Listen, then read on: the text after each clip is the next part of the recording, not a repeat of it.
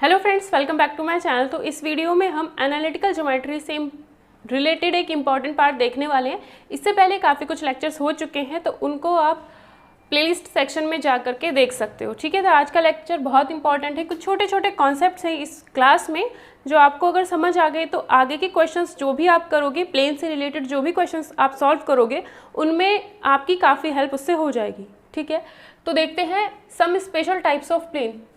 Equation to coordinate planes. जो हमारे coordinate planes होते हैं X Y Y Z Z X, मतलब अगर हमारी एक्स एक्सिस इधर है, वाई एक्सिस ऊपर है और जो जेड एक्सिस है वो हमारी यहाँ पर परपेंडिकुलर मार्क करके अलोंग है। ठीक है, तो तीनों जो होती है म्यूचुअली परपेंडिकुलर होती है। तो अगर हम एक्स वाई प्लेन की बात करें तो ये होगा जैसे ये बोर्ड है ना, तो ये जो प्लेन है वो जेड एक्सिस को तो कट कर ही नहीं रहा है ना, जेड को तो कट नहीं कर रहा है, तो हम कहेंगे इसकी इक्वेशन क्या होगी, जेड इक्वल्स टू 0 होगी। ठीक है, एक्स एक्सिस जो हमारे ये मार्कर है इसको यहाँ पे तो कट नहीं कर रहा, बट आप अगर एक्स वाई प्लेन यहाँ पर बनाओगे तो आप ये कह सकते हो कि जेड इक्वल्स टू 0 भी यहाँ पर ही होगा, तो वहाँ पर तो प्लेन टच करेगा। तो हम कह सकते हैं क्या होगा, z इक्वल्स टू 0 उसकी इक्वेशन होगी। मतलब जो हमारा प्लेन है वो इस पॉइंट से तो ऐसे तो है ही ना, तो यहाँ पर तो z इक्वल्स टू 0 भी होता है। तो अगर आप एक्स वाई प्लेन की इक्वेशन बनाओगे z equals to 0, Y Z की बनाओगे तो x इक्वल्स टू 0 होगा, अगर एक्स जेड की बनाओगे या जेड एक्स की बनाओगे तो y इक्वल टू 0 होगा। ये होते हैं हमारे तीनों कोऑर्डिनेट प्लेन की इक्वेशन। ठीक, अब आता है इक्वेशन टू द प्लेन्स। अब क्या होगा, जो हमारा कोऑर्डिनेट प्लेन्स होंगे या तो उनके पैरेलल, अगर कोऑर्डिनेट प्लेन्स के पैरेलल इक्वेशन निकालनी है प्लेन की, अगर कोई प्लेन कोऑर्डिनेट प्लेन के पैरेलल है तो वो एक्सिस के परपेंडिकुलर होगा। डिपेंड करेगा हम ये वाला प्लेन ले रहे हैं तो कौन सी एक्सिस के परपेंडिकुलर है। ठीक है, तीनों के लिए अलग अलग एक्सिस के परपेंडिकुलर होगा। ठीक, तो हम क्या करते हैं, अभी हमने क्या किया, कोऑर्डिनेट प्लेन्स के पैरेलल कोई प्लेन लेना है। ठीक है, तो सीधा सीधा मानो एक्स वाई प्लेन ये है, ये हमारा एक कोऑर्डिनेट प्लेन हो गया एक्स वाई प्लेन। इसके पैरेलल यहाँ पर एक प्लेन बना दिया गया है, यहाँ पर हमने एक प्लेन बना दिया है, तो ये वाला प्लेन और ये वाला जो प्लेन है दोनों पैरेलल है। या फिर हम कह सकते हैं ये जो हमारी जेड एक्सिस मार्कर, जो हमारा जेड एक्सिस है, जब हमने ये वाला प्लेन बनाया है तो वो क्या करेगा, ये वाला जो हाथ आया है, कैसे आया, ये जो हाथ है ये एक प्लेन है जो एक्स वाई के प्लेन के पैरेलल है, तो ये ऐसे कट करेगा। तो हम कह सकते हैं कि ये जो हमारी जेड एक्सिस थी और ये जो प्लेन है ये कैसे होंगे, परपेंडिकुलर होंगे। तो वही चीज़ यहाँ पर है, अगर आप एक्स वाई प्लेन के पैरेलल कोई दूसरा प्लेन लोगे तो जेड एक्सिस के परपेंडिकुलर हो जाएगा। ठीक है, तो दो चीज़ें हम कह सकते हैं, चाहे तो आप कहो एक्स वाई प्लेन के पैरेलल, या फिर आप कहो परपेंडिकुलर टू जेड एक्सिस, या फिर आप कहो परपेंडिकुलर टू जेड एक्सिस। ठीक है, एक ही बात होगी। तो अगर आपको कहा जाए एक्स वाई प्लेन के पैरेलल एक दूसरे प्लेन की इक्वेशन निकालनी है तो आपकी क्या हो जाएगी, जेड इक्वल्स टू ए हो जाएगी। कैसे, ये हमारा जेड एक्सिस है, यहाँ से यहाँ तक डिस्टेंस मान लो ए है, इतनी डिस्टेंस जो है वो ए है, तो ये ऐसे जब हमारा प्लेन इसको ऐसे आके कट करता है, प्लेन ऐसे है तो ऐसे कट करता है, तो ओरिजिन तो ये था, ओरिजिन से जो डिस्टेंस होगी वो ए होगी, तो हम कहेंगे z इक्वल्स टू ए पर वो कट कर रहा है। ठीक है, तो z इक्वल्स टू ए जो हो जाएगी वो एक ऐसे प्लेन की इक्वेशन हो जाएगी जो प्लेन एक्स वाई प्लेन के पैरेलल होगा और z एक्सिस के परपेंडिकुलर होगा, और जो ए डिस्टेंस होगी वो ओरिजिन से उस प्लेन तक की डिस्टेंस होगी। ठीक है, z एक्सिस पर। इसी तरीके से ये दोनों होगा। अगर आप कहोगे वाई जेड प्लेन के पैरेलल हमें किसी भी प्लेन की इक्वेशन बनानी है तो वो एक्स एक्सिस के परपेंडिकुलर होगी और उसकी इक्वेशन एक्स इक्वल्स टू ए होगी। इसी तरीके से अगर हम कहते हैं जेड एक्स प्लेन के पैरेलल किसी प्लेन की इक्वेशन हमने बनानी है तो वो क्या होगी, वाई इक्वल्स टू ए होगी और वाई एक्सिस के परपेंडिकुलर वो प्लेन होगा। अभी क्या देखा, प्लेन के पैरेलल दूसरा प्लेन। अभी देखेंगे एक प्लेन के परपेंडिकुलर हम प्लेन कैसे बनाएंगे। अगर आप चाहते हो कि ये सीरीज़ जो वीडियोस की चल रही है, छोटे छोटे लेक्चर्स जो आपको इसमें मिल रहे हैं, अगर आप चाहते हो ये कंटिन्यू रहे तो प्लीज़ वीडियो को शेयर ज़रूर कर देना। ठीक है, अब देखो नेक्स्ट है इक्वेशन टू द प्लेन्स। जितनी भी पॉसिबल वीडियोस होंगी वो जितना भी मैं अपलोड कर पाऊंगी उतना मैं आपको अवेलेबल करा दूंगी यहीं पर ही। ठीक है, equation to the planes perpendicular to coordinate planes और पैरेलल टू एक्सिस। अब की बार क्या है, कोऑर्डिनेट प्लेन के परपेंडिकुलर किसी प्लेन की इक्वेशन हमने बतानी है। मतलब हम ये कह सकते हैं कि एक्स एक्सिस इधर है, वाई एक्सिस इधर है, तो ये हमारा एक्स वाई प्लेन हो गया। ठीक है, अब एक्स वाई प्लेन के पैरेलल ना होकर के हमें प्लेन जो लेना है वो ऐसे लेना है, तो एक्स वाई प्लेन के परपेंडिकुलर दूसरा प्लेन ऐसे ही तो होगा। ये एक प्लेन हो गया, एक प्लेन ये हो गया, दोनों एक दूसरे के परपेंडिकुलर, दैट मीन्स दोनों एक दूसरे के साथ 90 डिग्री का एंगल बना रहे हैं, ठीक है। तो वही चीज़ है, तो वो जो प्लेन होगा, जब हम ऐसे कोई प्लेन बनाएंगे, जेड एक्सिस हमारा ये मार्कर हो गया, तो दोनों क्या होंगे, पैरेलल। तो इसका मतलब है अगर आप एक्स वाई प्लेन के परपेंडिकुलर कोई प्लेन लेते हो तो वो जेड एक्सिस के पैरेलल होगा, ठीक है। क्या होगा, जेड एक्सिस के पैरेलल। एक चीज़ तो हमने इसमें ये यूज़ करनी है। अब देखो, हम एक प्लेन की इक्वेशन बनाएंगे, जो प्लेन जो होगा हमारा वाई जेड प्लेन के परपेंडिकुलर होगा, जो उस प्लेन की इक्वेशन बतानी है जो वाई जेड प्लेन के परपेंडिकुलर होगा। अगर कोई प्लेन जो है वाई जेड प्लेन के परपेंडिकुलर होगा तो आप यहाँ पर वाई मान लो, यहाँ पर जेड मान लो, ठीक है। तो ये जो हो जाएगा ब्लैक मार्कर हमारा एक्स एक्सिस हो जाएगा, और वाई जेड प्लेन के परपेंडिकुलर ऐसे कोई प्लेन जाएगा तो वो एक्स एक्सिस के पैरेलल हो जाएगा। तो दो बातें कही जा सकती हैं, या तो वाई जेड प्लेन के परपेंडिकुलर होगा दूसरा प्लेन जिसकी हमें इक्वेशन निकालनी है, या फिर हम कहेंगे एक्स एक्सिस के पैरेलल होगा वो प्लेन, ठीक है। तो हमने क्या किया, वाई जेड प्लेन के परपेंडिकुलर कोई प्लेन की इक्वेशन निकालनी है, तो वाई जेड प्लेन की इक्वेशन क्या होती है, अभी अभी हमने देखा था, अगर आपको वाई जेड प्लेन की इक्वेशन बतानी है तो वो होती है x इक्वल्स टू 0, ठीक है। इस इक्वेशन को कुछ हम इस तरीके से लिख सकते हैं 1 into X plus 0 into Y plus 0 into Z equals to 0। तो अगर इस प्लेन की हम DRs की बात करें, डायरेक्शन रेशोज की बात करें, 1 0 0 हो जाएगा, एक्स वाई जेड के साथ में जो है वो लिखने हैं। तो इस प्लेन के लिए जो DRs हो जाएंगे 1 0 0 हो जाएंगे, ठीक है। अब क्या करते हैं, देखो एक प्लेन की इक्वेशन मानते हैं। जनरली जो प्लेन की इक्वेशन होती है वो ये होती है। हमें किस प्लेन की इक्वेशन निकालनी थी, वाई जेड प्लेन के परपेंडिकुलर एक प्लेन है उसकी इक्वेशन हमने निकालनी थी, तो वही हमने ये एज्यूम कर ली, ठीक है, क्योंकि प्लेन की इक्वेशन होगी तो इसी टाइप की, तो हमने ये मान लिया, ठीक है। तो इस प्लेन के जो DRs हैं ये वो प्लेन है जिसकी इक्वेशन हमने निकालनी है, तो इसके DRs ABC हैं, और इस प्लेन के DRs 1 0 0 हैं, और हमें पता है दोनों प्लेन परपेंडिकुलर हैं। भाई इस प्लेन के परपेंडिकुलर ही तो एक प्लेन निकालना था, और ये वाला जो प्लेन है उसकी इक्वेशन ये हो गई।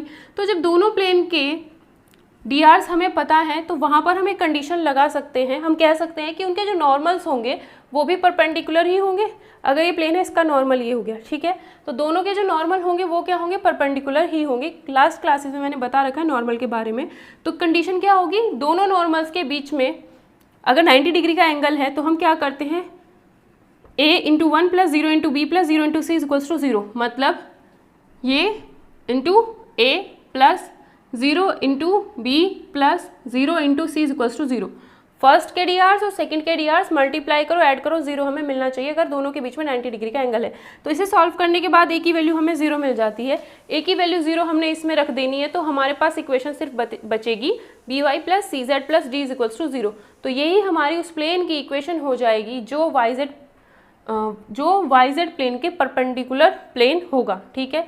तो ये हो जाएगी। तो आपको सीधा सीधा याद रखना है, अगर आपसे कहा जाए वाई जेड प्लेन के परपेंडिकुलर किसी भी प्लेन की इक्वेशन बतानी है, दैट मीन्स आपको पता होना चाहिए कि वो एक्स एक्सिस के पैरेलल होगा, ठीक है। वाई जेड प्लेन के परपेंडिकुलर है, सीधा सीधा याद रखना by plus C Z plus D होगा इक्वल्स टू 0। अगर वाई जेड प्लेन के परपेंडिकुलर है तो उसमें वाई जेड होंगे, ठीक है। अगर जेड एक्स प्लेन के परपेंडिकुलर पूछे या फिर आपसे कहा जाए वाई एक्सिस के पैरेलल, तो आप सीधा कहोगे z के साथ कौन आता है c, x के साथ कौन आता है a X plus C Z plus D equals to 0 होगा। अगर एक्स वाई प्लेन के परपेंडिकुलर किसी प्लेन की इक्वेशन निकालनी होगी तो वो एक्स वाई में ही होगी, a X plus B Y plus D equals to 0। या फिर हम इसे कह सकते हैं कि z एक्सिस के पैरेलल एक प्लेन की इक्वेशन ये होगी, ठीक है। तो ये 3 कॉन्सेप्ट्स आपके लिए बहुत ज़्यादा इंपॉर्टेंट हैं प्लेन्स के क्वेश्चंस करने के लिए। देखते हैं, एक प्लेन की इक्वेशन ये होती है, अगर हमसे कहा जाए इस प्लेन के पैरेलल किसी दूसरे प्लेन की इक्वेशन हमने बतानी है तो हम क्या करते हैं, जब भी एक प्लेन और दूसरा प्लेन पैरेलल होते हैं तो दोनों के DRs सेम होते हैं, ठीक है, दोनों के DRs सेम लिए जाते हैं। तो इस प्लेन के पैरेलल दूसरा प्लेन बनाना है तो इतनी इक्वेशन आपकी सेम हो जाएगी हमेशा। MCQ में बहुत काम आएगा आपके लिए, by होगा bx नहीं प्लस cz। इतनी इक्वेशन अगर सेम होगी, इस प्लेन और इस प्लेन की जो इक्वेशन होगी, सॉरी ये प्लेन और ये प्लेन पैरेलल होंगे तो ABC आपका वही रहेगा, बस जो आपकी जो डिस्टेंस है के D वो चेंज हो जाएगी। अगर हमसे कहा जाए एक इक्वेशन है 2x plus 3y plus 4z plus 20 equals to 0, ये एक प्लेन की इक्वेशन है, और हमसे कहा जाए इसी प्लेन के पैरेलल एक दूसरा प्लेन बनाना है, उसकी इक्वेशन बताओ, तो सिंपल आप क्या करोगे 3y plus 4z plus d, distance की जगह हम d रख देंगे, ठीक है, क्योंकि अभी हमें पता नहीं है डी कितना होगा। ठीक है, ये प्लेन होगा, उसके बाद वो कहेगा ये जो प्लेन होगा आपका किसी पॉइंट से पास हो रहा होगा, एक्स वाई जेड की वैल्यू होगी कुछ ना कुछ, वो इसमें पुट करेंगे तो डी की वैल्यू मिल जाती है। डी की वैल्यू जो भी हमें मिलती है वापस इसी इक्वेशन में हम रख देते हैं, तो हमारे पास प्लेन की इक्वेशन आ जाएगी जो इसके पैरेलल होगा। ये वाला कॉन्सेप्ट बहुत ज़्यादा इंपॉर्टेंट है, बहुत ज़्यादा क्वेश्चंस पे यूज़ होता है एनालिटिकल ज्योमेट्री में, एमसीक्यूज़ में।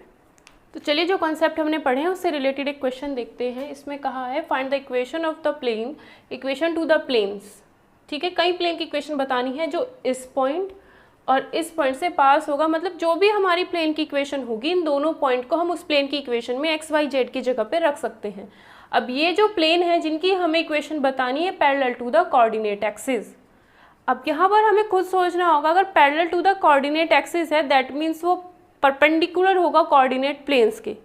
ठीक है, अगर parallel to the coordinate axis है उसका मतलब है कि परपेंडिकुलर होगा कोऑर्डिनेट प्लेन्स के। ठीक है, तो हम निकालते हैं फर्स्ट इक्वेशन, उस प्लेन की इक्वेशन निकालते हैं जो इसके परपेंडिकुलर होगा, फिर इसकी निकालेंगे, क्योंकि 3 इक्वेशन हमने निकालनी और क्योंकि 3 प्लेन है, तीनों के परपेंडिकुलर अलग अलग प्लेन की इक्वेशन आएगी और वो तीनों प्लेन जो होंगे इन 2 पॉइंट से ही पास हो रखे होंगे, इससे और उससे। हमें पता होता है any plane parallel to coordinate axis that is perpendicular to Y Z plane. अगर हम कह दें कि कोई भी एक प्लेन है वो एक्स कोऑर्डिनेट एक्सिस के पैरेलल है तो वो परपेंडिकुलर होगा वाई जेड प्लेन के।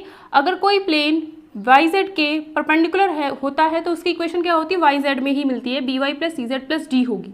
अब ये जो प्लेन है ये किससे पास हो रहा है, उस पॉइंट से और इस पॉइंट से पास हो रहा है।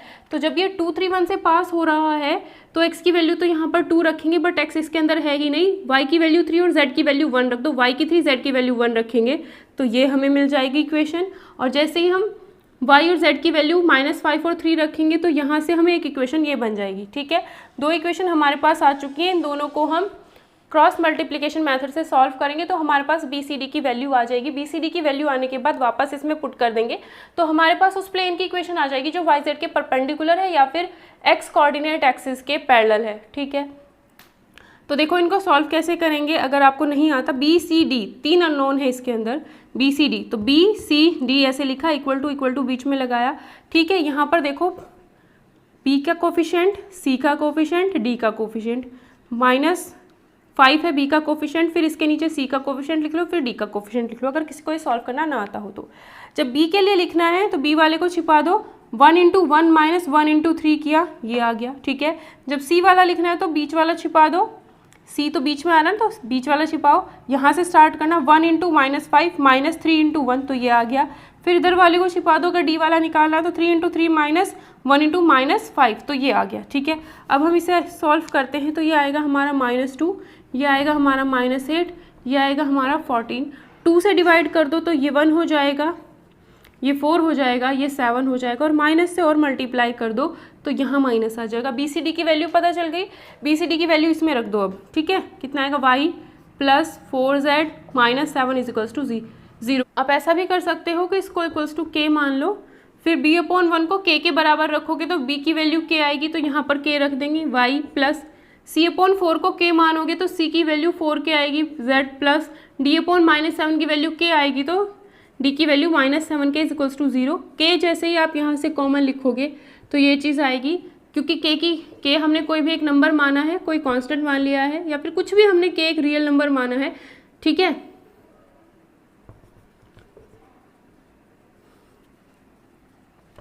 ठीक है, तो अब इन दोनों की मल्टीप्लाई जो है वो 0 है तो k तो 0 के बराबर होगा नहीं, ये चीज़ क्या होगी, 0 के बराबर होगी। तो यहाँ से हमारे पास इक्वेशन ये आ जाती है, यही हमारी क्या हो जाएगी, वाई जेड प्लेन की इक्वेशन। वाई जेड प्लेन के परपेंडिकुलर किसी एक प्लेन की इक्वेशन हो जाएगी। इसी तरीके से हम जेड एक्स और एक्स वाई प्लेन के परपेंडिकुलर भी प्लेन की इक्वेशन निकाल सकते हैं। अगर जेड एक्स के प्लेन के परपेंडिकुलर, जेड एक्स प्लेन के परपेंडिकुलर किसी प्लेन की इक्वेशन लिखनी है तो हम कैसे लिखेंगे, यानी वाई एक्सिस के पैरेलल होगा। तो ये हो जाएगा आपका, z के साथ कौन होता है, c, x के साथ कौन होता है, x के साथ a होता है, z के साथ होता है c + d = 0। ठीक, फिर आपने क्या करना है, सेम यही प्रोसीजर आपको अप्लाई करना है। ये पॉइंट और ये पॉइंट इसमें रखोगे, y की वैल्यू तो आप रख नहीं पाओगे, a और z x और z की वैल्यू रखोगे 2 1, फिर 4 3 इसमें रखोगे, 2 इक्वेशन बनेगी। सिमिलर तरीके से सॉल्व करना है, फिर आपको मिल जाएगा ए सी डी की वैल्यू मिलेगी, वापस इसी में उठा करके रख देना, के वे के चक्कर में मत पड़ना, डायरेक्ट जो अपॉन में आएगा वही रख देना, ठीक है। इसी तरीके से जब आपसे कहा जाएगा एक्स वाई प्लेन के परपेंडिकुलर, एक्स वाई प्लेन के परपेंडिकुलर मतलब जेड एक्सिस के पैरेलल, तो अगर एक्स वाई प्लेन के परपेंडिकुलर होगा तो ए एक्स, वाई के लिए क्या होगा बी वाई, ठीक है। फिर इन दोनों पॉइंट का सेटिस्फाई करा के दो इक्वेशन बनेगी, सॉल्व करना है आपको, ए बी डी की वैल्यू मिल जाएगी, वो उठा करके इसमें रख देनी है, तो आपको यहाँ से इक्वेशन मिल जाएंगी, ठीक है। नेक्स्ट क्वेश्चन देखते हैं क्या कहा है, find the equation to the plane through the point 2 3 4। एक ऐसे प्लेन की इक्वेशन बतानी है जो 2 3 4 से पास होए और parallel to the plane this, इस प्लेन के पैरेलल होना चाहिए। मैंने कहा जब भी किसी प्लेन के पैरेलल दूसरे प्लेन की इक्वेशन पूछेगा तो उसमें आपको क्या करना है, इतना तो आपका सेम रहेगा, 5x - 6y + 7z प्लस आप कुछ भी d ऐड कर दोगे, यहाँ पर डिस्टेंस आएगी, अगर आप इसे ऐसे लिखोगे तो ये आएगा, और इसे फिर कुछ और आपने लिखना है, x y z के जो कोफिशिएंट्स हैं वो आपने सेम ही रखने हैं, ठीक है। अब देखो, अब उसने कहा ये जो प्लेन है वो 2 3 4 से पास होता है, अगर ये प्लेन 2 3 4 से पास होता है तो x की वैल्यू 2 है, y की 3 है, z की 4 है, प्लस d = 0, 10 - 18 + 28 प्लस d = 0, ये हो जाएगा आपका, ये आएगा आपका -8 तो d की वैल्यू आएगी आपकी -20, तो d की वैल्यू वापस आपको इसके अंदर ही रखनी है। अब ये जो आपका हो जाएगा उस प्लेन की इक्वेशन होगी जो इस प्लेन के पैरेलल होगा, ठीक है। तो अगर प्लेन के पैरेलल दूसरे प्लेन की इक्वेशन पूछी जाए तो सिंपल इतना सा काम करना है, इंपॉर्टेंट कॉन्सेप्ट है, उसमें वो आपको ज़रूर कहेगा कि एक पॉइंट से पास हो रहा है जिसकी कोऑर्डिनेट 2 3 4 है, या कुछ भी वो जिसके कोऑर्डिनेट वो देगा, उसके अकॉर्डिंग आपने सॉल्व करना है। अगर वीडियो पसंद आए तो प्लीज़ वीडियो को ज़्यादा से ज़्यादा शेयर ज़रूर करना।